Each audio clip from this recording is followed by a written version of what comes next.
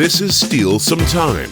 Here's the USL's Kelsey Steele. Welcome to Steele Sometime. Season 3, Episode 7 is underway. Your hosts, Kelsey Steele and Scott Stewart, here to talk another week of soccer across the USL and beyond, really. And boy, do we have a show in store for you guys today. It's Double Guest Day. You heard it here first. All the interviews coming your way today. Conor McGlynn, the king of worldies. He's going to chat with Scott later in the show about truly just a wild week in week 7 for him. And Stu can attest this interview is a pretty good one. Yeah, fantastic. And a lot going on. There's a lot that happened. There's a lot that's going to happen. So I'm excited. And then obviously looking forward to that one. It's going to be great. And of course, some massive soccer news across the landscape this week, especially across USL HQ, the announcement of the USLW League, which has been a long time coming. Really excited to get that one off the ground. So we're going to have Director of Women's Soccer Operations, Betsy Haugh, on the show today to really give a full scoop of, what this W League looks like, how it fits into the soccer landscape, and more background on her as well as the one who's leading that charge. So that's going to be a really, really great one. Can't wait to have Betsy on. So Scott, for you, what do you think this addition is going to mean for the women's game? Yeah, I mean, for one, filling a void, right? I think that is the most important part about this, is that this is something where just more opportunity for women of, all ages to get involved. And I think the coolest thing about this is not just an on-field focus, right? Like, they want to provide more opportunities in the professional sphere off the field as well. So I think not only are we able to open up the landscape a bit more and just provide opportunity, but being able to look down the road at what the future of the women's game looks like and know that USL in some way, shape, or form played a part in the formation of what we want the women's game to look like in the future is just a huge opportunity, and one that I know that we're all excited for. So excited. And Betsy's obviously going to shed a lot of light on the process, the foundation, and everything in between. So looking forward to having her on here shortly. In addition, though, to the USLW League, another big headline we had this week, you might have heard of a little team called the U.S. Men's National Team, Scott Stu, who pretty much rocked the entire country this week of not being able to fall asleep. An absolute show between the U.S. and Mexico that they put on for us this week. Pulisic converts the PK in extra time. And then Ethan Horvath just freaking steps up, makes not only the stop of his life there in extra time, but 2 to 3 massive stops prior to as well after coming in for Zach Steffen. So first trophy since the 2017 CONCACAF Gold Cup for the U.S. Men's National Team. What a game, Stu. Yeah, this one had literally everything that you could possibly imagine. And I won't lie, right? Going down 2 minutes in, it's a throat punch, right? Like, you're sitting there and you're like, okay, Mexico of all teams. I was trying to explain to my fiance why Mexico of all teams was this was just that much more important for us. And she was like, yeah, you kind of lost me there. So when we went down, and then obviously Mexico has a goal that's waved off in the 22nd minute. And so I'm thinking, when they put it in the second time, I was like, all right, do I give it till halftime? And then do I shut the TV off and just go to bed? I don't want to be disappointed. There's so much belief in this young crop of talent. But then Gia Reyna gets on the score sheet. Obviously, all the events from extra time on, we have a lot of young leaders in this camp. And I think that is what is so cool, right? When you look at the women's national team, there are the list continues to grow with the amount of influence that is on the field every time somebody steps on. I mean, everybody's quick to look at Alex Morgan's prolific goal scoring and Megan Rapinoe and all the things that she's able to bring to the game. The men need that. The men don't just need Christian Pulisic. They need Weston McKennie. They need the skill of Serginho Dest. They need people who are going to be able to be game changers for them. And we got a little bit of a glimpse of that on Sunday night. So I will say that I ran a 5K Monday morning because I was just jacked that we had won. And I kid you not, I listened to the extended highlight audio 3 times to get through the 5K, just because it's one of those things that you want to soak in, right? Let's not pretend that we just won the World Cup, but let's enjoy the fact that a lot of these young stars saw their hard work pay off, and they were able to lift a trophy, right? We'll take any trophy, even if it looked like it had come out of we'll leave that off. Yeah. Well, I feel like what's cool about this too, Stu, is that there has been so many individual accomplishments and trophies this entire year. And it felt like this was the first time we're really seeing this team come together and truly their first team accomplishment and team trophy. So I feel like it was just symbolic in so many ways. Yeah, 100%. And I think, I heard that Greg Berhalter going into extra time had asked like who has played in a cup final. And obviously Pulisic was very quick to raise his hand, Champions League winner. But even like Weston McKennie was like, yeah, I played in Coppa Italia. Like, okay, channel that energy. Use the experience you have in big games and bring it to here. And obviously Pulisic was the difference maker. But I think, I could very easily name 7-8 guys on that team that were absolute difference makers. And without their performances, the U.S. wouldn't have been able to done what it had done. So fantastic win, truly a spectacle of the game. And now it's like, okay, let's see what they can do moving forward. I think you've got your dog lit right now, Scott. I just saw her walk behind you on the screen. Yeah. She must be like ready to go. She's fun. She loves the men's national team and the women's national. I think she's more partial to the women's national team than the guys. But yeah, we all enjoyed it on Sunday. I love it. Let's keep the positive vibes going for our positive story of the week. This one's really cool. It's, right now it's May, June time. So high school graduations are kind of everywhere right now. And it's been the kind of lingering news over the last 4 weeks or so. It's interesting. There was a gentleman, Devarius Peters is his name, and he, obviously hyped. It's his graduation day, and is ready to walk into, get in line to go get his diploma, and he stopped because his shoes don't fit the dress code for graduation, which is just like didn't know there was a dress code. Like thought, as long as you got the robe and the hat, like. You're all good. So apparently you couldn't wear gym shoes. He obviously was wanting to show off his fresh J's, and that was not happening. So the fashion police kind of stopped him at the door there and said, hey, sorry about it. You can't walk with those shoes on. And then out of nowhere, a teacher who just happened to be there because they're a parent saw it go down, came up and was like, hey, like, can I vouch for this kid? Like, he's a great kid. Like, what can we do here? And they were like, sorry, like, laws are laws in high school, right? And he goes, all right, cool. I'm just going to give him my shoes then. So this teacher takes his shoes off. He's an 11. The boy's a 9. They swap shoes. And sure enough, Devarius Peters wears his teacher's shoes as he walks across the stage for graduation, which takes like walking in somebody else's shoes, or the shoes off your feet, just a whole new meaning, right? And so teachers are incredible. Both my mom and my sister are both teachers, and they don't get paid enough, but they're also just like some of the most kind, just empathetic people as well. So you love to get a good teacher story. Graduation stories can go in a lot of different directions, as we've seen in recent years. So I'm glad that we actually have a good one to be able to report on. I think what's cool about this one too is that, this is not something that he did because he felt like, it was going to be a national media story or anything by any means. It was truly something that what he wanted to do at the bottom of his heart, which I think is just incredibly special. Yeah, he's like, I just want to do this, and again, that's kind of like the teachers truly being the unsung heroes of the world. They're just like, I'm just going to do this for the benefit of the student because that's who I care about. Just love that they were also a parent, because I'm sure they were thinking like, if that was my kid, I would hope somebody would do that for them. Exactly. And so not only making a difference in, their kid's life and being there for that big day, but also just making such an impact on this student. So congratulations also to all graduating seniors this year. A heck of an accomplishment and a really nice positive story, I think, to go on with this week. That being said, Stu, let's get into our first interview of the day. We teased the W League interview at the beginning of the show, but I want to get right into it. So stick around, you guys. We're going to be joined by Betsy Haugh of the USL W League right when we come back.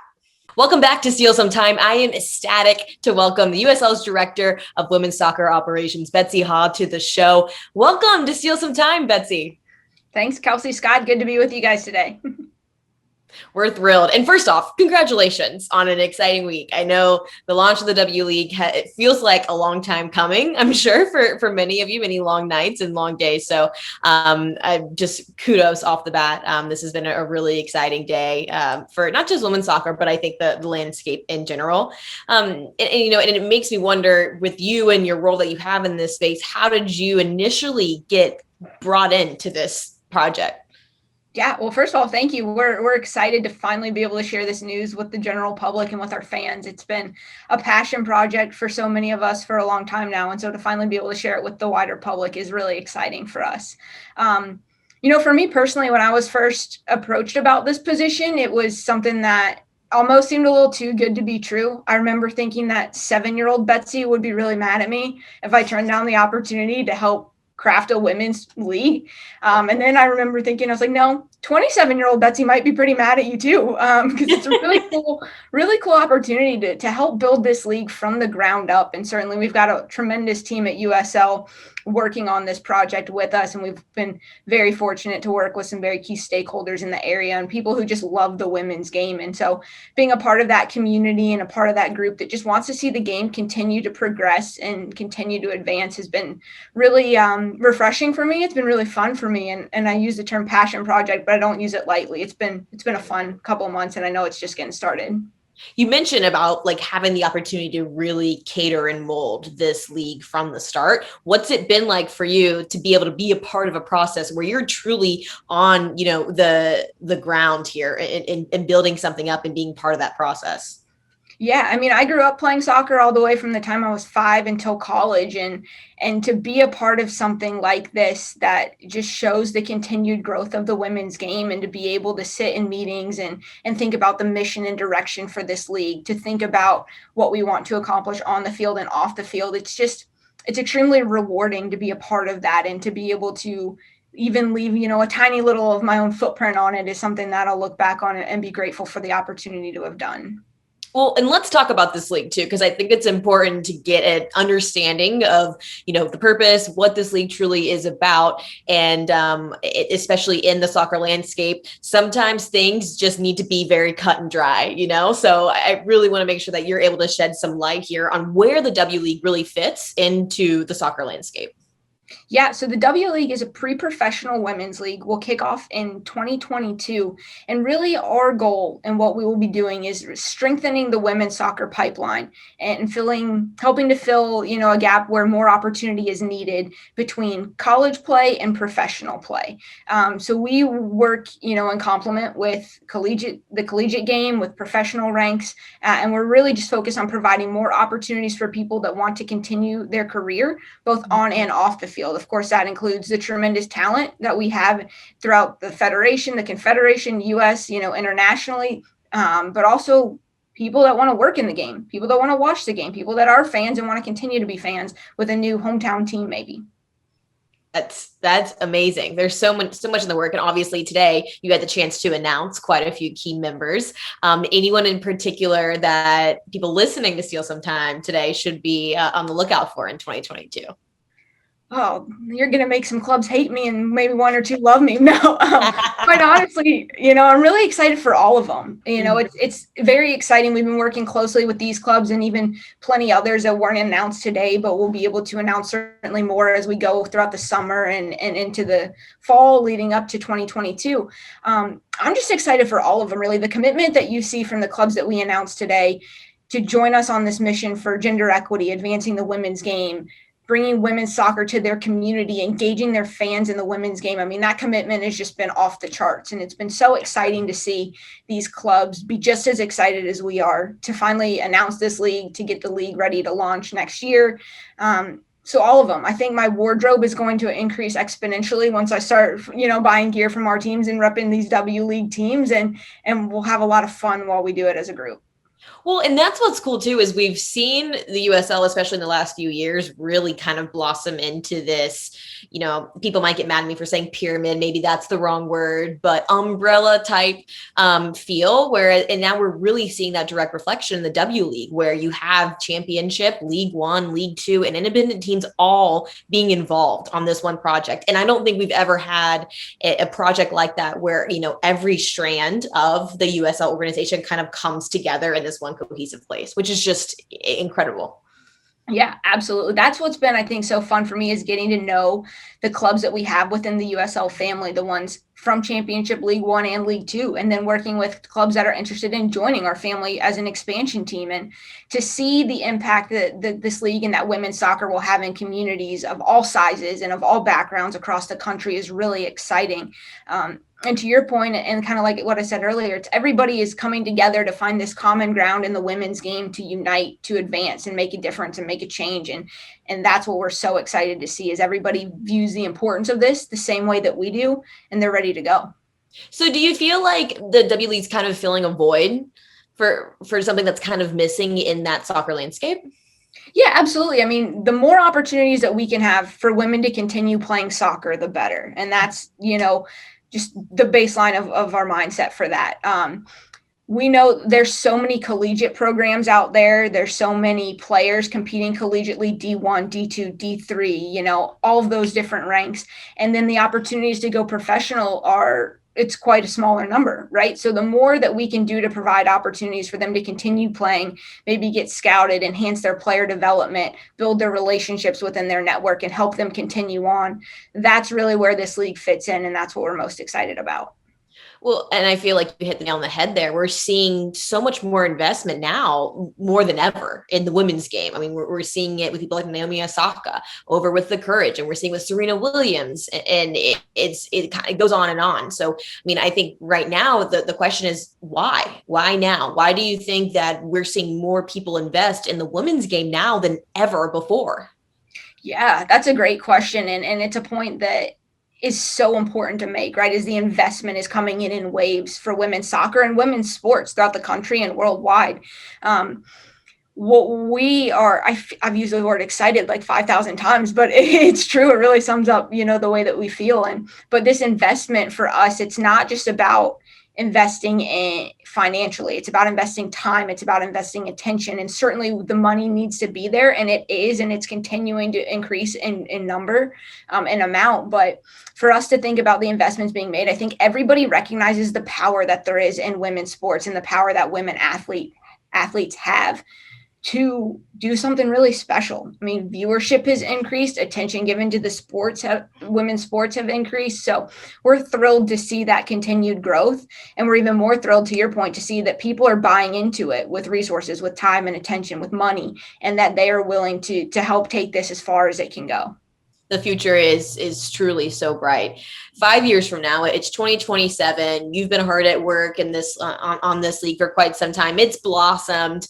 Where do you think you'll see this league by that time? Well, 2027, we'll have another Women's World Cup. So hopefully we'll be able to look at that, and we'll be able to look at the impact this league has had on crafting that player pool, those coaching staffs, the fan bases. Certainly we've got one in 2023 as well. So as this league continues to grow and we look at these marquee events in the women's game, we hope to be able to say, the USLW League had an impact on that. We helped that event be stronger. We helped more people view that event or participate in that event. So that'll be one of the benchmarks that we look at come 2027.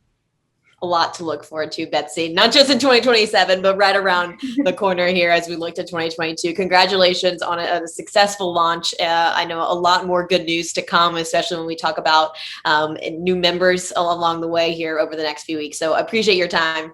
Welcome on back to Steele sometime. Truly, I know we keep saying it, Scott, but this is such an exciting time, not just for the USL, but for the women's game in general, providing this pathway. And really, I think the coolest part is offering those off the field and on the field career opportunities. So, thinking definitely much bigger than just the game in itself, which I think is really special. So appreciate Betsy taking the time out of her busy schedule to chat with us, and really looking forward to what's ahead in the coming years. And of course, some cool founding members announcements, I imagine, here in the coming weeks too. So we'll keep an eye out of that one. As we continue our Pride Month celebrations, we're going to chat again here with our restaurant of the week. So another Pride Month honoree, this one over in Sacramento, California. So going a little bit west, we haven't really touched on the West Coast that much. This one's going to be Taylor's Kitchen, which is a small upscale restaurant. It's kind of nestled between Sacramento's Land Park and Curtis Park neighborhoods for those of you West Coasters that are listening to this. But the reason that this restaurant grabbed my attention, other than it being a Pride-themed restaurant, was that it was tagged fit for foodies, which immediately I was like, this has to be my cup of tea. So as I was going through the pictures, what I thought was cool about this restaurant was it's so different than anything that we featured on the show. It's more of an upscale like dine-in type restaurant, still very much affordable, but some incredible dishes, incredible. So I highly recommend everyone go on to Yelp or Open Table, check out those images, because you may or may not be booking a flight to Sacramento in the very near future. So again, what'd you say? Food images right now. Are you? What do you think? I do it every time you bring up the restaurant, because people don't know this. Most of the time, Kelsey introduces the restaurant, it's just news to me. Yeah. So a couple of them I've been to, and I'm like, great. I mean, for this steak tartare alone, like, yeah, I know where price is. I don't like to tell you, because I think your element of surprise is so natural and genuine that if I were to, fill you in on all of these things prior to the show starting, it just wouldn't be your true self. It wouldn't mean as much. It wouldn't mean as much. So yeah, there you go. Taylor's Kitchen, Sacramento, California, our restaurant of the week. Again, support local in your USL market. That's definitely got to be on my list if I make it out to Sacramento here in the next few years. Anyways, all of that aside, let's get into just this week 7 action, because I know you're stewing to talk about week 7. I don't know where you want to start off. I personally feel like I have got to start off with San Diego and Phoenix, honestly, because this one was one that you felt pretty adamant about, that Phoenix was going to come away with handily, so much so that you sold the idea of San Diego even coming away with a point. And for those of you who didn't get a chance to truly tune in, San Diego goes up 2-0. Phoenix fights their way back, so much so that they have a stoppage time winner in true Phoenix fashion. But San Diego Loyal nearly walks away with 3 points, and instead it's just 1. What were your takeaways from that match? Yeah, a weird one for sure, right? Like Phoenix took their time actually being penetrative. Like they registered again for the second straight week. They had over 30 shots, but this time they only landed 3 on target. Yeah, I mean, for San Diego, this has to be the most ultimate bittersweet point, because when you're up 2-0 and you carry, again, like we talked about this last week for Landon Donovan and his team, it's a mentality, right? We need to be mentally stronger than whoever's in front of us. And look, right, like when Jack Blake scores, and he scores an incredible goal, I think that I don't know if it's a loss of concentration. I don't know like what shifts mentally, or maybe nothing shifted mentally. Maybe Phoenix just truly showed we have the quality to go above and beyond. But Santi Moar scores again. No surprise to anybody else. But the end goal, the 90+6 goal, Joey Calistris, I think San Diego's just scrambling there. And I know for sure the nerves set in when Santi scores again. The nerves set in when it goes 2-1 and you still know you've got 5 minutes of stoppage time to play. But the corner kick, I mean, Calistri is positioned like top left side of the box. The ball goes over everybody for no one to even be around, right? Not even close. You got to credit Calistri for the precision, right? Like it was a fantastic strike. I mean, there were very few angles he could have squeezed that into the back of the net from. But yeah, for San Diego, I think you're almost more angry that you even got a point. I mean, you're going to take it because you're desperate for it, but what a disappointing way to close out what could have been a really, really fantastic energy boost for them. But yeah, Phoenix, again, never say die. I mean, we kind of know that that's the mentality they carry. I'm sure they felt confident, even going down 2-0, that they could get something out of it, and they did. We, of course, have to imagine that San Diego Loyal side is just feeling pretty defeated out of that one. But I think what is to come out of that is to show that they can hang. And from a morale standpoint, I feel like that's needed at this point. When they play Phoenix, like 5 times this year? That might be a dramatization, but I mean, it feels like 5 times this year. It's probably pretty close. It's probably pretty close. So there definitely going to be some business left unsaid, I think, between the two of them. And a nice little rivalry we have developing between those two clubs too. So elsewhere, I think if we look towards the Eastern Conference, we have to make note that the Rowdies dropped their first game of the season, their first loss officially on their record, to come at the hands of Charlotte, though. And I want to get right into the buy or sell, and then we can kind of talk a little bit about that. But I just want your reaction off the gate here, Stu. Are you going to buy or sell that Charlotte's among the top 3 most dangerous teams in the Eastern Conference right now after that win this week? Right now, I'm going to buy it. I mean, obviously, like the Rowdies, I don't think you're going to take the Rowdies off that list just because of this loss. Outside of that, though, we just have too many teams that are too inconsistent. Louisville, I would very easily add in there as a second, but they go and they lose to Atlanta. Tulsa, we thought was going to be hot, and then Birmingham beats them on Sunday. Indy, we kind of were hoping for a boost after their win over Louisville, and then drop one to Memphis over the weekend at home, too. So I think just from a sheer consistency, Charlotte has to be in that conversation. So I'll buy it, but I'll buy it conditionally. I always want to see what's coming up in the week ahead, and I don't think Charlotte's road is going to get any easier. Any concerns from the Rowdies side, or is this a very much like we pick up and we move on?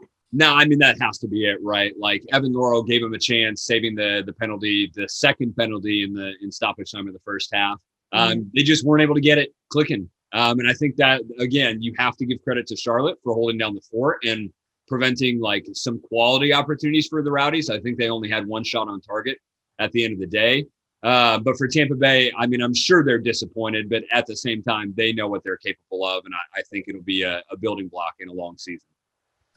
Those 2 massive headlines out of week 7. I think also we have to briefly touch on RGV, right? Because I think that was a big game that you touched on prior to us recording that had a lot of thoughts over. And I want to give you your moment to tell us, and that has to be your most surprising result out of week 7, no? Yeah, I think so. I mean, we had talked about RGV starting hot and then just kind of like the steam was let out a little bit. Yeah, like the train started slowing down a bit. And look, I know Miami's without Speedy Williams. I know that they, would not consider themselves having fielded their absolute best lineup. Mm-hmm. But 2-0 up, you get into the second half. I think Elvis Amo, player of the week, is able to pull one back. And then the red card for Bolo Akinyode. And that clearly changed Miami's ability to be as effective as they wanted to be. I think you're extremely disappointed to let a 2-0 turn into a 4-2. But I also don't think Miami is going to like really sit in the shame of a loss for a few days, right? Like I think they're going to understand, yes, we could have played better. The red card changed the complexion of the match entirely. But at the same time, like for sure disappointing to go 2-0 up. And then even though RGB got one back before the red card, I think that's just one where it's like, yeah, that's kind of inexcusable on our side. So they're going to pick up and they're going to move forward. But I think RGB has a lot to be encouraged by. Not looking forward to week 8 just yet. Put a nice cap here on week 7. But just before we do so, we're going to chat with the worldie king himself, Conor McGlynn, over at Hartford Athletics. So stick with us. We're going to be right back. And when we are, Conor McGlynn's going to join us. Welcome back to Steele Some Time. Kelsey Steele, Scott Stewart being joined by the one and only, and I don't know, Conor McGlynn might be a pretty common name. I'm not too sure, but the one and only Hartford Athletics, Conor McGlynn. Conor, welcome to the show. Thanks for coming on. Thank you. Thanks for having me, guys. Appreciate it. So you have had, at first, you've got an interesting family. Soccer clearly is in the McGlynn blood. You and your brother Jack obviously with Philadelphia. You guys were able to face off during his time with Union too. What was it like growing up against each other? Were you always on the same team? Were you always trying to beat each other? Because I've got a younger brother. I know what that sibling rivalry looks like. Neither one of us made it to the professional ranks in any sport, clearly. But what was it like for you to grow up alongside Jack? Yeah, so I'm 5 years older, so we were never really on the same team. But my dad trained both of us growing up, and he just instilled this, competitive drive in both of us. So we'd be playing 1v1s in the backyard like all the time, just trying to, get better ourselves and, make each other better. So it's been great, seeing how he's progressed over the years as well. And then as an older brother, because I can join you there, one-sided games in the backyard? Was it a little always Conor has to win, or did you give Jack his credit where it was due? It was mostly one-sided, I think, because physically, it's tough him playing up 5 years, but you could just see how technically good he is. He'd score some unbelievable goals where you just, you can't even believe it at some points. But yeah, it was some crazy games in the backyard. Should have probably been recorded, honestly, but it was a lot of fun growing up. I don't know if we want that footage to I don't know if Jack would want that footage to see the light of day, at least. I don't know. Probably not. Yeah, I was going to say you can speak for yourself on that one. But obviously, soccer kind of always been your focus. You grew up, you played for FA Euro New York and USL League Two for a few years. You went to Siena. What did your time specifically in League Two, how did that prepare you for sort of where you wanted to go? And how did you use that duality between the college season and League Two to continue to prepare yourself for the future you wanted? Yeah, so the League Two with FAR was fantastic, in which you play very competitive games over the summer. Sometimes players find it very hard to stay fit during the summer. They're working, they have internships and stuff like that.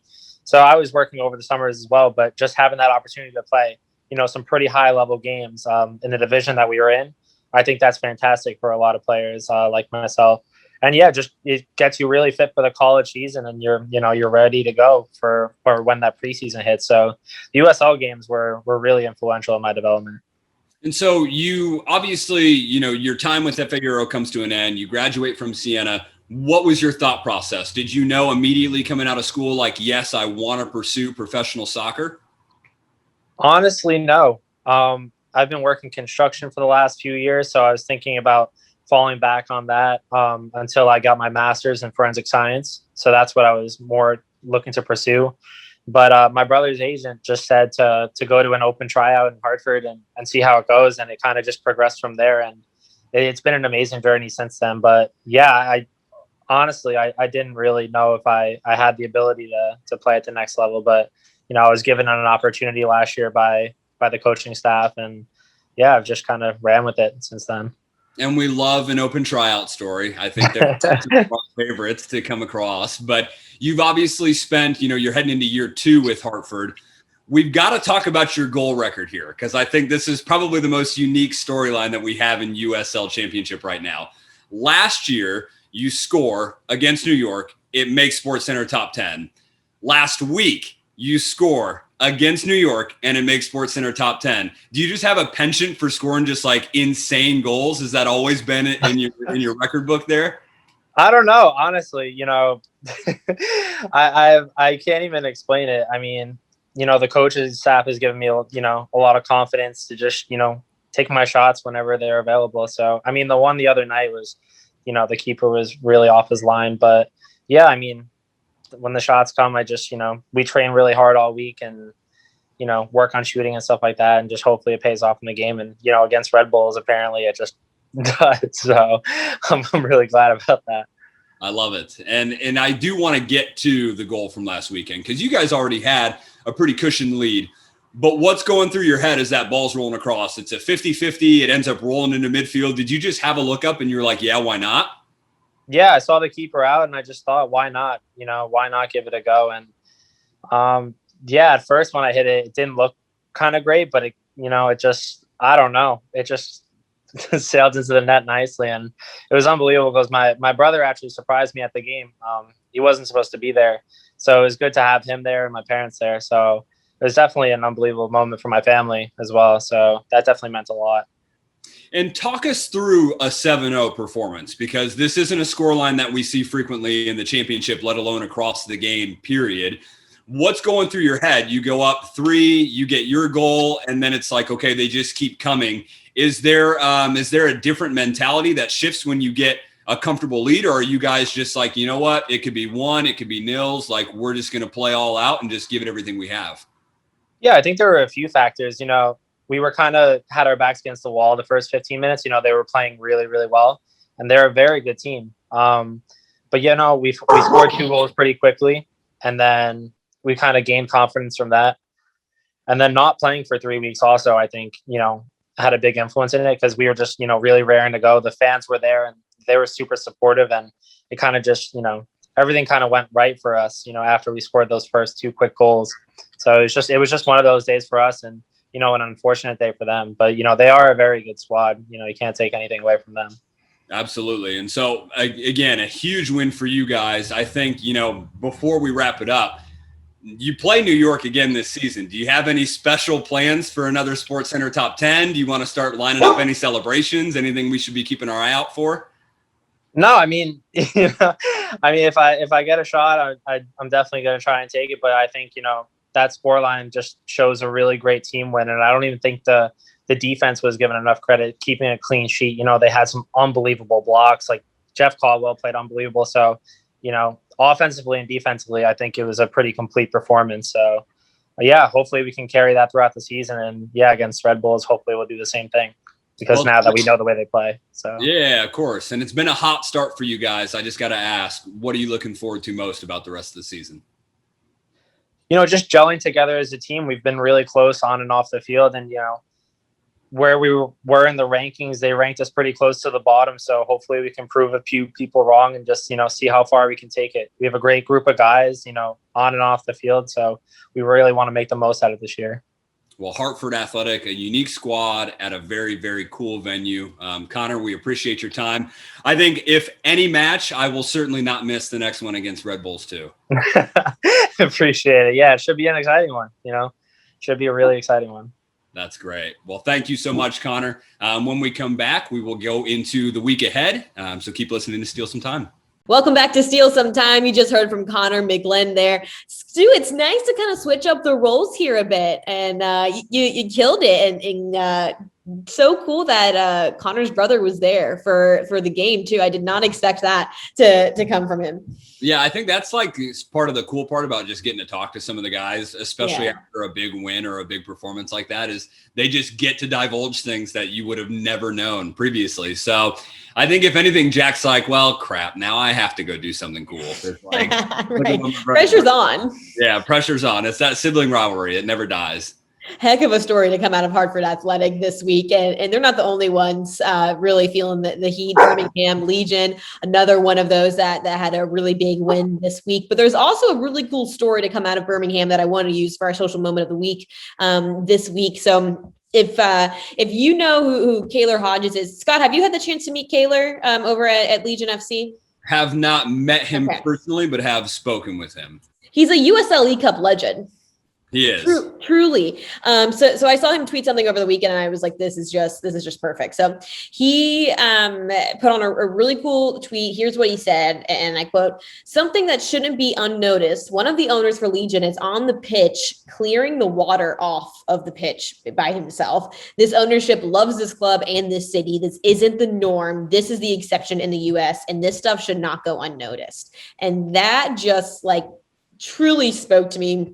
It was cool. There were quite a few people who responded to it, and other fans had actually one acknowledged that they had seen the same, but someone had also even gotten a picture, and it wasn't just even the owner.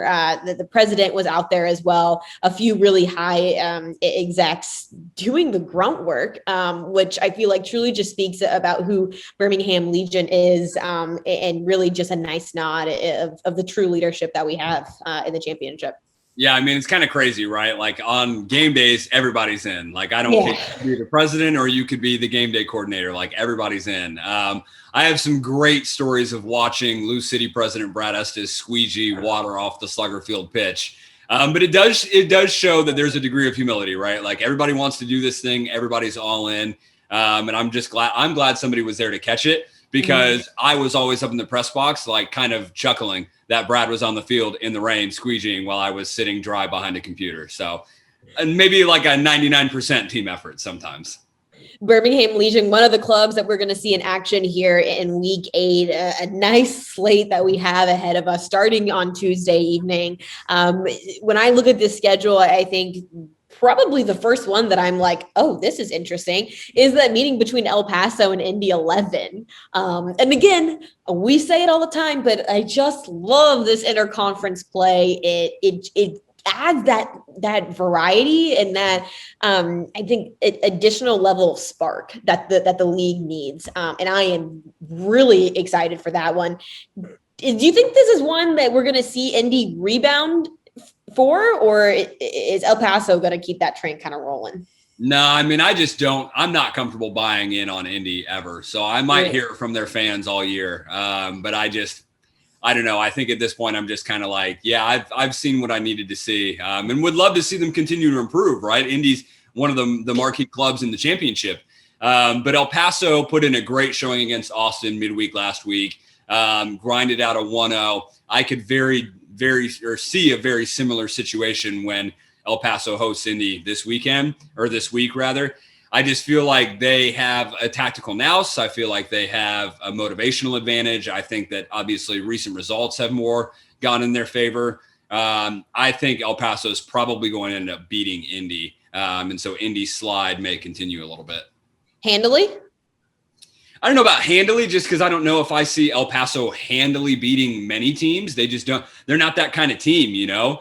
But with Logan Ketterer back and seemingly fit and firing, I don't think Indy's going to get on the score sheet. So that should say enough about how that result could end up going. That's enough in itself. That same night on Wednesday, though, right after that 9 p.m. kickoff between El Paso and Indy, we've got Orange County and San Diego, which is also you love a Cali rivalry. That's going to be a good one. And I think as you look down, I believe it's Oakland we've got here on Saturday as I'm looking through. So Oakland and Orange County, and correct me if I'm wrong, this is the first time they are facing each other this season, correct? Yeah.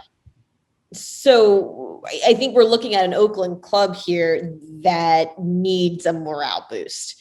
But then you've got an Orange County side that had a heck of a week 7. Is that going to continue for them? Yeah, I mean, for Oakland, their lone win is against LA2, and they played really well, right? Like a 3-2, it was back and forth. But I think Oakland has a lot to offer in general. I think it'll be tough. I think OC is kind of one of those roller coaster teams, but I think we're watching them go up a little bit. So if they're able to get the job done on Wednesday, I think that it's certainly feasible to think that they would beat OC again on Saturday. I'm actually going to be in Orange County on Saturday night and may swing by a championship soccer stadium. We've yet to lock in the plans, but either way, I think Oakland is they're going to have a tough test this weekend, regardless of which Orange County shows up. So that means that restaurant of the week next week's on you. It is on me, yeah. You are in market. Flying into LAX, driving down to Temecula for a family wedding, and then, we'll see what Saturday night holds for us. I love that. Lastly here, you see the slate ahead here in week 8. What's the game you're looking forward to most?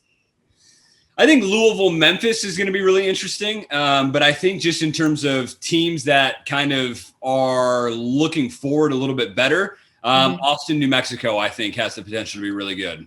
New Mexico has, again, had just kind of a hot and cold start. Austin was bounced by El Paso, but then got kind of a weird win in Pittsburgh. They scored after 2 minutes and then just held down the fort for the remaining, which is literally normally the reverse. Right. I was going to say that.